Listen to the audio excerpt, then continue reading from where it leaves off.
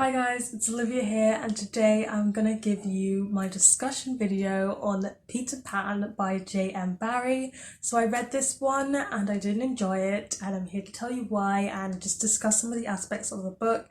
There will be spoilers, so if you haven't read the classic or you're planning on reading the classic, maybe don't watch this, but a lot of people know this general storyline because of the movie and because of pop culture, and if so, just grab some tea because we gonna bring some tea to this video.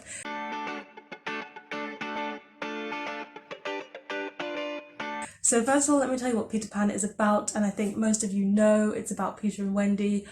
Peter Pan is this boy who lives in Neverland and he never grows up, and he has adventures there with the Lost Boys. They fight against Captain Hook and they have encounters with the natives of the island.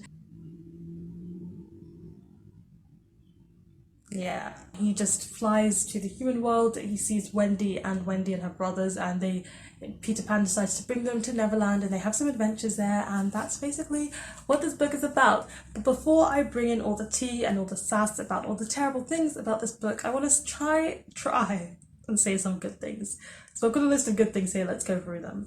So the first good thing is that J.M. Barrie did exactly what he intended to do with this book. It's supposed to be a discussion about youth and adulthood, how adulthood is significantly different than young lifehood, and there should be some type of distinction and separation between the two. It also discusses about whether kids are inherently good or evil, especially in the character of Peter Pan, and also, you know, Peter Pan reflected on Wendy and the other Lost Boys. So he does get that discussion going, and you know what, this book was a bestseller in his time and it's still around now. So ultimately, if it's Olivia's opinion versus J.M. Barrie's opinion, J.M. Barrie wins. He made money, he sold his book, it's still around all these years later. You win, J.M. Barrie, you win. It also manages to make a mockery of adults. Like, the parents in this book are pretty awful parents, and that's really discussing about the fact how children sometimes know more than parents give them credit for. They can be more sensible, they can be more cunning than parents can be, and this book does show that as well. Also, if you read some introductions to this classic book, so I think in particular the introduction that comes before Peter Pan in one of the Penguin Classics editions, I think it looks like this, but in that introduction it talks about J.M. Barrie's life and the choices he made in life and compares it to the Peter Pan story, and you see some really disturbing links between the storyline and his life and what he was trying to do with the story. Whether I believe that all or not, I don't know. I also try my best not to think about it because that's just creepy and weird, but yeah, if that's what he was aiming to do, to call out people in his life in the way that he did and reflect on different people, he also achieved that. Is that a good thing? I don't know, but he achieved it. Okay, that's it. That's all I can really say for the good things, because I really want to get to the bad things, and you know, that's what I'm really here to talk about. So let's talk about the bad things about Peter Pan, and the glaring one that I have to start with is the racism in this book. So we have natives to the island, and they are portrayed in a very, very poor way. They're portrayed as rough, they're portrayed as having these weird rituals that are sometimes even a danger to themselves. They are portrayed as childlike and infant-like. They're just basically made a huge mockery of. They're called this slur throughout the book the whole time.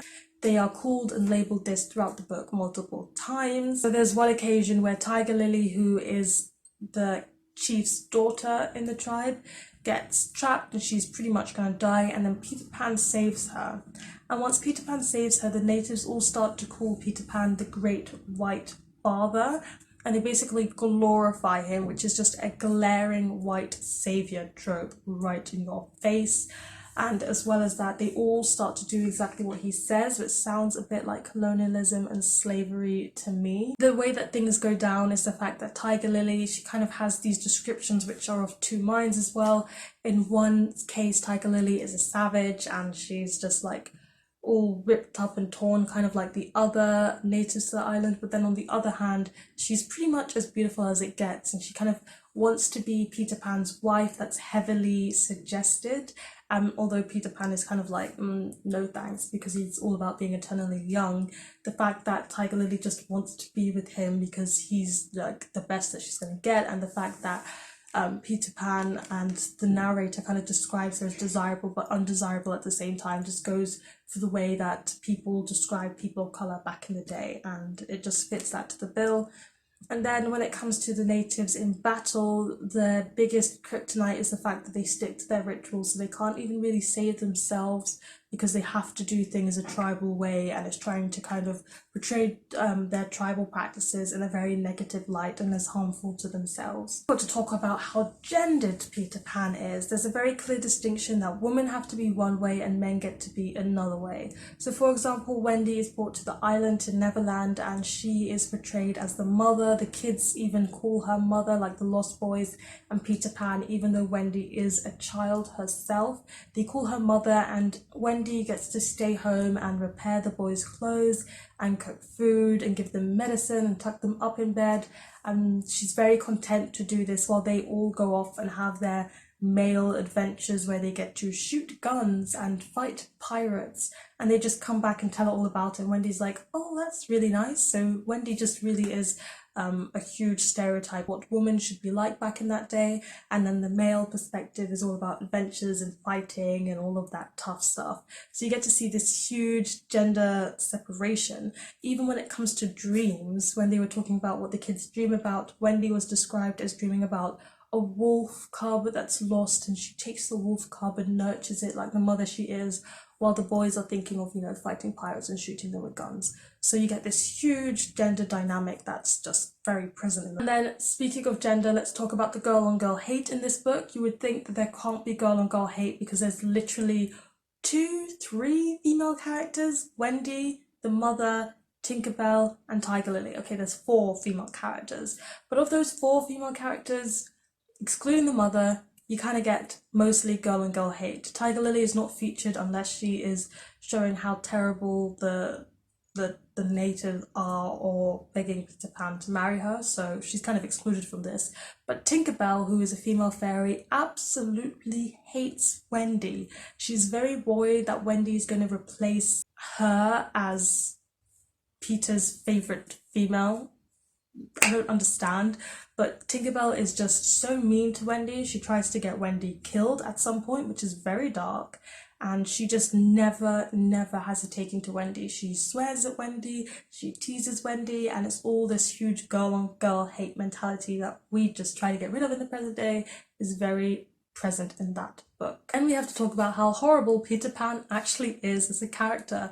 So you've got the Lost Boys, and the Lost Boys miss their mother. When Peter Pan goes off on singular adventures and just leaves them behind to have adventures by himself, because that's who he is, he sometimes forgets about the Lost Boys for long periods of time and they have to fend for themselves, which is not responsible if you've brought them here. But he also tells the boys that they cannot talk about mothers to him and they cannot express that they miss their mothers, but the boys really do. So they're basically in fear of Peter Pan and they don't mention their mothers around him and they suppress all that sadness, which again is a very toxic representation of masculinity, is using to repress certain emotions because you have to be tough, you have to be bold, and you cannot feel sadness and miss people that you care about.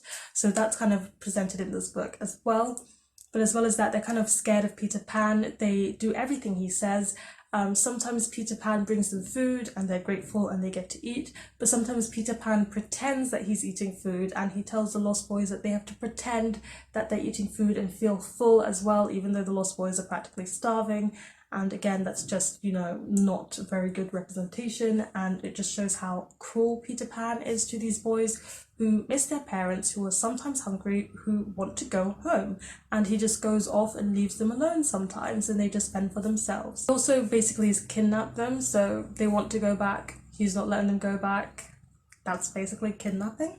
And Peter Pan is also manipulative, because when the Lost Boys are trying to get home, he tries to pretend that he doesn't care, he tries to pretend that it doesn't bother him whatsoever, they can just jolly well go, and he's kind of trying to influence them to stay by saying oh, I really don't care if you go, so really you shouldn't want to go because I don't care, you're only doing it to spite me. And it's kind of a bit of a manipulative sort of behaviour, which is just, again, very problematic. Then last but not least, just a couple of things. Wendy feels pressure to stay young and not grow up at the end, which just goes to show how controlling Peter Pan is and how worried that she is about what he thinks rather than what she's doing and her independent self.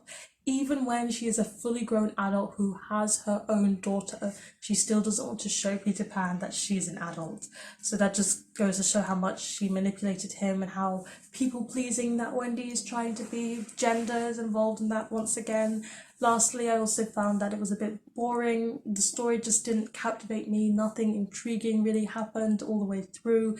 And the narrator was really annoying in the way that he would start stories and be like, oh, actually, that's a story for another day, and you just never get to hear about it again. So it just felt a bit like, why did you even tell me in the first place? I just wanted the narrators to stop directing where I was going and just let me read the story and make of it what I would. Hook, this is not a bad thing. Hook was actually quite an interesting character. I just wish Hook was in it more. And I also found it very interesting to compare Hook to Peter Pan because they both have a lot of similar traits. And I felt like actually Hook was a better character than Peter Pan, or like a more likable character than Peter Pan, which was actually really interesting to think about and analyze. But in the grand scheme of things, Hook is just not in it enough for that to redeem the book for me. So there you have it. Those are my extensive thoughts on Peter Pan. Please let me know in the comment section down below if you agree or disagree with me, or if you want to contest anything I have to say, or yeah, I know lots of people love Peter Pan. I know some people don't love Peter Pan. I respect all opinions here. Please give this video a thumbs up if you enjoyed it. Hit the subscribe button if you want to see more, and don't forget to hit that notification bell to be updated every time I have a new video, and I'll see you in my next one. Goodbye.